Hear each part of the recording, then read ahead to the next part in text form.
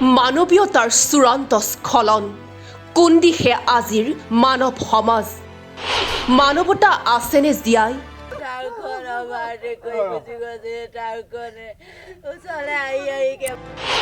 লখিমপুৰত মানৱৰূপী দানৱৰ অমানৱীয় কাণ্ড পইচা লাগে লখিমপুৰ মেডিকেল কলেজ হাস্পতালত নিশা সংঘটিত এই জঘন্য কাণ্ড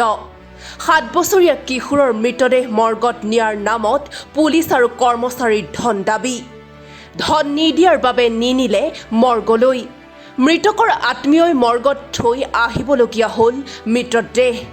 ইয়াৰ পিছতে চিকিৎসালয়ত উত্তপ্ত পৰিস্থিতি মৃতকৰ আত্মীয়ই ধন দাবী কৰা পুলিচ কৰ্মচাৰীক কৰিলে জবাবদিহি কেমেৰা দেখি দৌৰি পলাল আৰক্ষী জোৱান কেমেৰাত বন্দী সকলো দৃশ্য পইচা লাগে তো মানুহ মৰি যায় পইচা লাগে কুকুৰ চালা কুকুৰ এইবোলা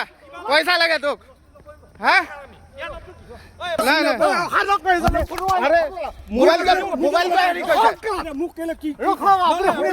পইচা লাগে নাম কক পইচা খুজি যা মানে পইচা খুজি যা তোমাৰ হা তেতিয়া কেনেকে সি পইচা খুজিলে তই মানুহ মৰি যা তই পইচা লাগে উল্লেখযোগ্য যে বিহপুৰীয়াৰ ৰাজাবাৰীৰ এটা পৰিয়াল নাৰায়ণপুৰত এক পথ দুৰ্ঘটনাত পতিত হয় স্কুটি আৰোহী মাতৃৰ সৈতে তেওঁলোকৰ 7 বছৰীয়া পুত্ৰ অলোকেশ শইকীয়াও দুৰ্ঘটনাত গুৰুতৰভাৱে আঘাতপ্ৰাপ্ত হয় উন্নত চিকিৎসাৰ বাবে অলোকেশক লখিমপুৰ চিকিৎসা মহাবিদ্যালয়ত নিয়া হৈছিল যদিও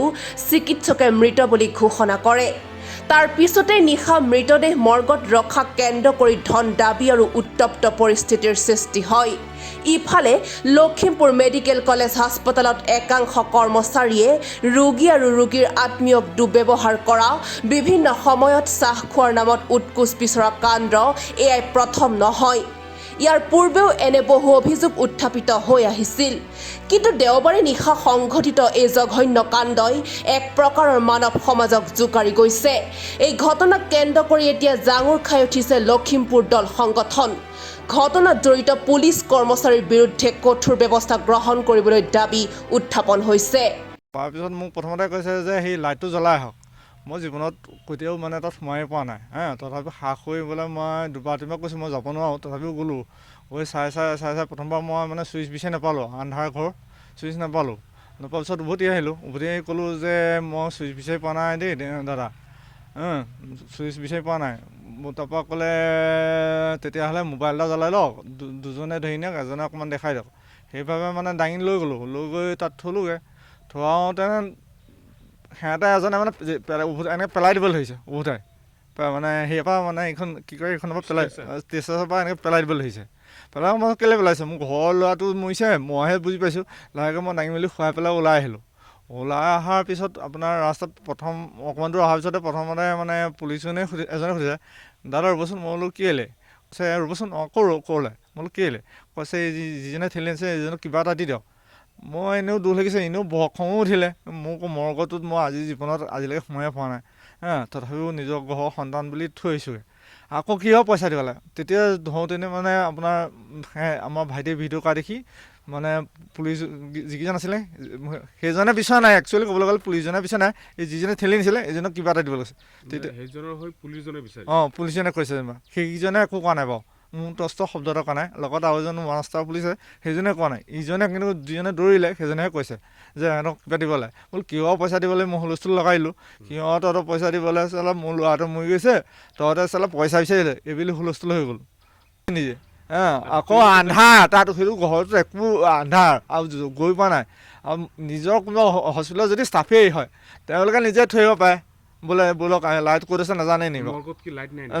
আছে নাই নাজানো সিহঁতে মোক পঠিয়াই দিছে ভাই পিটি মই কৈছোঁ মই গৈ পোৱা নাই নহয় আপুনি চক যাওক আপোনাৰ মোবাইল আছে আপুনি চাই যাওক মোবাইলটো মাৰিম মই ফ্লাছ লাইটটো জ্বলাই চাই আহিছোঁ